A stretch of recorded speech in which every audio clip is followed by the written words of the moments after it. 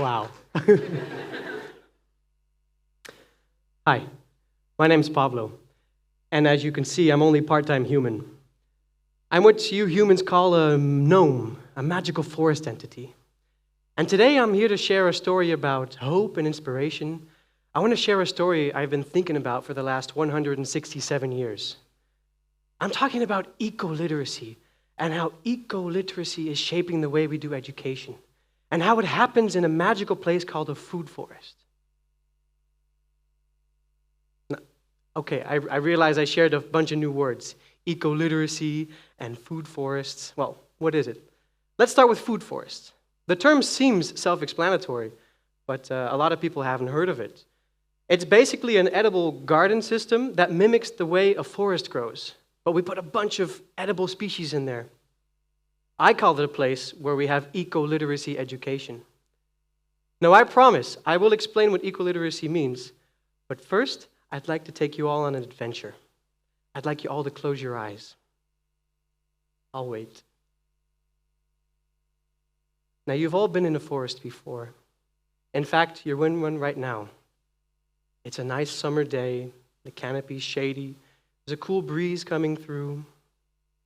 The unicorns and the fairies are chilling right over there. I mean, you didn't hear that. Let's look over to the right. There's an apple tree and there's some raspberries. Yeah, you know those. But there's a whole bunch of plants you don't recognize. What are those fruits above you? They're green.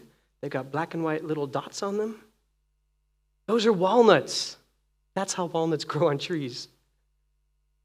As you gaze down, you see rosemary bushes and pumpkins sprawled all across the forest floor wherever the light gets through. What are those doing there? All of a sudden, your nose starts to perk up. You smell something flowery, something that's attracting your nose. And then your ears awaken, and you hear birds chirping and fluttering around. You hear the leaves rustling. You hear insects zooming all around you. The forest is alive, and it has so much to tell you. Okay, you can open your eyes again. It's kind of hard to imagine places like this exist, but they really do. We call them food forests. And it's more than just a forest. It's a farm where we work with nature instead of plowing the fields open year after year. It's an educational space where we can learn so much about our natural living systems. It's an educational space where I can teach you lots of things, but you can teach me lots of things. It's a social space where all the organisms are coming together to contribute to make the ecosystem a bit more stable. I'm constantly reminded when I'm in the food forest just how tiny I am. I look up to harvest my food and not down. I look up at a majestic tree instead of a tiny potato. I spend a lot of my time in a food forest called Droevendaal Food Forest. It's a place where university students and researchers can conduct the research to understand the complex relationships that happen in a food forest. It's also a place where we try to understand how the food forest relates to the surrounding community, yourselves. It's a place where science and magic can hang out together and exchange pleasantries. I'm often there a lot to hear all kinds of crazy stories. Like, for example, how any one plant can have around 64,000 connections with all the other plants and animals. And when you start to understand those connections, then you start to amass a sort of wisdom, and that's what it means to be ecoliterate. Now, I promised I would explain to you what ecoliteracy means, so I'm going to do that now. The renowned international advisor on education, Sir Ken Robinson, once famously said, "One of the most urgent issues facing humanity is fixing our broken relationship with the earth, on which all life depends." And that is exactly what ecoliteracy addresses. Ecoliteracy, so we're reading something eco, it seems. Well, ecoliteracy is the power that comes from understanding how nature's living systems operate. When you understand how members of a natural community are connecting and collaborating in a constructive way, then you are starting to understand what it means to be ecoliterate.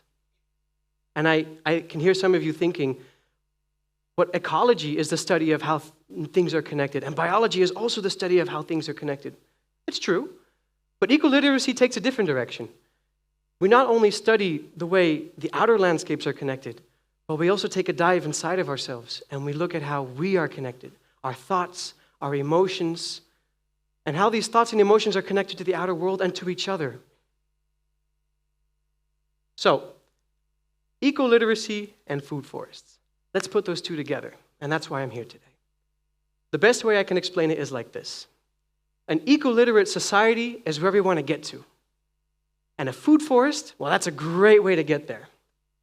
I mean, what's not to like about a food forest? We support biodiversity. We clean our air, clean our soils. We are trying to eat in a different way. Food forests are long-term strategies for feeding all of us and cleaning our air. They use less fossil fuels in the long run. There is one thing, however, that food forests do trigger us about. And that's that they are asking us to act and think in a different way. They're asking us to relearn what we thought we knew. They're challenging us. And in order to do things differently, well, you need a different kind of education. You need to be taught differently. Globally, policymakers, advisors, school teachers, parents are asking for a new kind of education, one that puts the environment at its center. And after spending all of these years in the food forest, well, I can tell you that I'm completely convinced that this is the exact kind of space we need to make that happen. In 2018, the Ecoliteracy program was initiated, and I'm really happy to say that it's going on strong today. Once a week, our school children come on over to the food forest, and they come riding their bikes in hordes of 30 to 35 kids. And I'm not kidding you, this is really what happens. You can hear their bike bells from way on the other side of the food forest, and you can hear some of them yelling, "Yeah, ecoliteracy!" And they're biking, and they're hurrying as fast as they can to get to the food forest. They drop their bikes, and they go running in hordes all together. Some of them split off to go find things they saw the week before, and some of them want to go sit down under a tree and just relax. And we let them be. We let them have fun. And then the lessons begin. The ecoliteracy lessons are given by university students who want to practice their outdoor education skills. They want to do things in a different way, and they want to try to translate complex ideas into something the kids can understand, they can take with them for the rest of their lives. And of course, the radical part about this whole lesson, this whole program, is that next to math and history, ecoliteracy is just part of the children's curriculum. It's something they get on a weekly basis, and they're coming to us. To keep these kids stimulated and to translate those complex ideas, well, we have to come up with a lot of lessons on a weekly basis. We try to focus mostly on physical activities and use what's around us in the forest to understand what it means to be connected to each other and how these connections work. We come up with games like real-life Stratego, but instead of army ranks, we use the animal food chain. We go harvesting for all kinds of plants. We go scavenging for insects. We make medicines. We cook food on a campfire. We have meditation sessions. We're very busy with each other. But we also look on the inside, and we talk about theater and creativity. We talk about becoming different characters. We talk about exploring other ways of being. And the kids see me as a gnome, and they're really happy. And they wonder, oh, what does this gnome know that my parents don't know? I wonder. I have a great anecdote to share with you about the children and plants. So the children, they are fascinated by plants. They want to learn all kinds of things about plants. What are edible plants? What are poisonous plants? What kind of plants grow where? And how big do they get? Or how small do they get? Did you even see that tiny plant that big? There's this one plant called sorrel, Rumex acetosa, for all of you plant nerds out there. You know which one I'm talking about.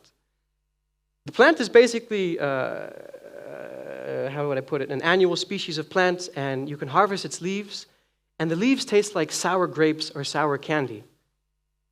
Well, you can imagine why the kids really like that plant, and they'll gobble it all up, and they'll harvest a bunch and take it home. But there was this one boy in particular. He was so interested in the plant. He went to our facilitators at the university, and he started asking all kinds of questions about how to harvest it and what's the best way to keep it in the fridge.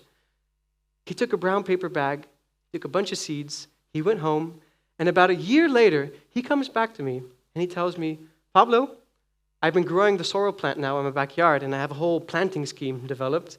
I can tell you which plants are happy, which ones get sick, which ones taste better. You can imagine I was really humbled as the food forest gnome to learn something new about these plants, and this kid was teaching me everything about it. However fascinating plants are, Scientific research has shown that children have a stronger preference for animal interactions. They just like animals. They move, they have eyes, they're fuzzy, or scaly, or slimy. And what we try to do in the ecoliteracy lessons is we try to develop lessons that are based on science, but also go beyond the science, go more into the magic. And I developed a game called The Fox's Journey. And The Fox's Journey goes something like this. We have the kids blindfolded in a circle, and we tell them that they're going to become the fox. But they can't use their eyes. They can use all of their other senses, but they cannot use their eyes. I put a speaker in the middle, and I play some music. It's just forest sounds, birds chirping. It's nice and calm. I ask the children to put out their hands, and I give them blueberries, walnuts, mushrooms. They can taste it if they want. If they think they know what it is, they can for sure taste it. They can smell it. I give them moss, humus-rich soil, leaves. The children are the foxes in the forest, and they're enjoying that. But then all of a sudden, hunting dogs come, and there's a chainsaw, and the music gets loud, and it's annoying, and all of a sudden a tree falls. A tree falls on the floor, and I take a big bucket, and I throw it on the floor, and the kids are shocked, and all of a sudden the music gets louder and louder and louder, and they're rushing onto the farmlands. They're fleeing the forest. And in the farmlands, it's sort of peaceful again. There's a tractor, and you can hear some farmers talking here and there. There's some cows mooing. There's even some chickens clucking on through their day. I give the children eggshells to feel. I give them potatoes and compost. I give them, well, they think it's earthworms, but it's just spaghetti noodles and cacao powder. Yeah. But they do feel like it's time to move on. It's not their spot. And they move on. The music changes. And they enter suburbia.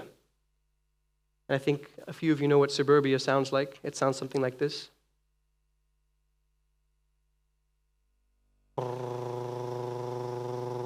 Maybe a plane that flies over every once in a while.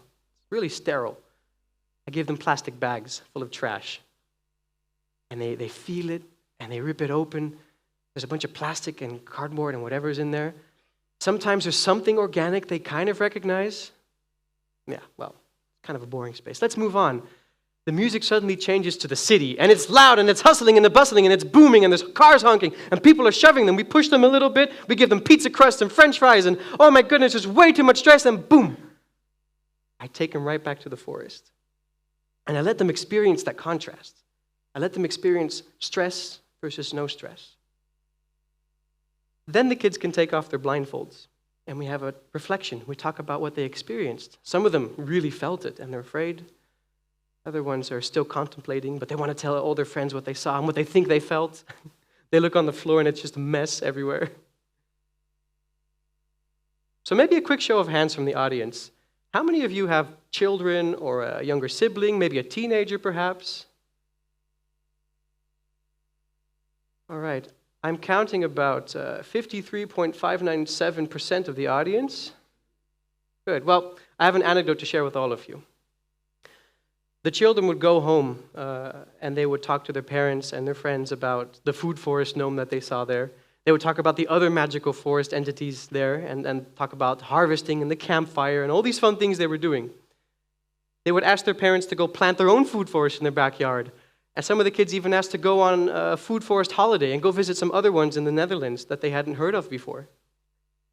Well, you can imagine the oxytocin levels in myself were rising from pride that these children were understanding the message.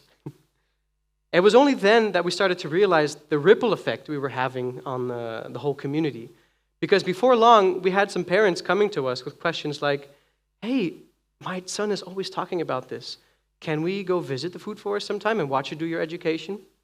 Or my daughter is in another school. Is there any way that school can also be connected to your program? And it didn't just stop there. The program was helping everybody become more ecoliterate. It was pulling everyone in. School teachers of the children started to offer our university students some tips and tricks on how to work with the kids. And our university students, well, they absorbed it all. They took every little bit of data they could, and they went with it. And I'm really happy to say that some of our students even went on to doing their own outdoor education programs because of the program that they were doing with us. And they're spreading the message. I'm 242 years old, and I'm in the prime of my life. There's nowhere that I would rather be than in a food forest. I can just see it now, all over the world, primary and secondary schools, even universities, all connected to one food forest or another. And it's just completely normal that you go out and play there and you go out and learn things there. And to make these food forests happen, well, all you need are a few key ingredients. The first one is the most difficult one, and correct me if I'm wrong. You need children and adults who want to go outside and play. Second ingredient is you need an outdoor educator who knows a thing or two about plants and animals. And the final ingredient is you need a space, a location for your food forest. It could be a public park, it could be a farmland, heck, it could even be somebody's front yard, for that matter, if they don't mind all the visitors. And you could be the farmer, you could be the teacher, you could be the child if you feel young enough. You could even be the food forest gnome if you have the magic inside of you. Either way, whatever you are and however you do it, just remember you're part of a beautiful community. And just imagine what the world could look like in 20 years from now if we came together and started making these food forests happen and we taught ecoliteracy education there.